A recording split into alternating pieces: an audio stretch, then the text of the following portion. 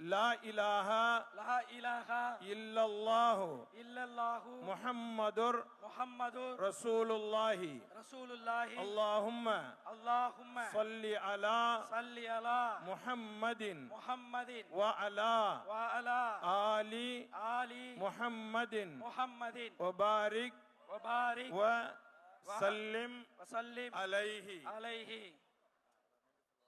اللهم لك صمت وبك آمنت وعليك توكلت وعلى رزقك أفطرت فتقبل مني يا الله உனக்காகவே நோன்பு நோற்றோம்.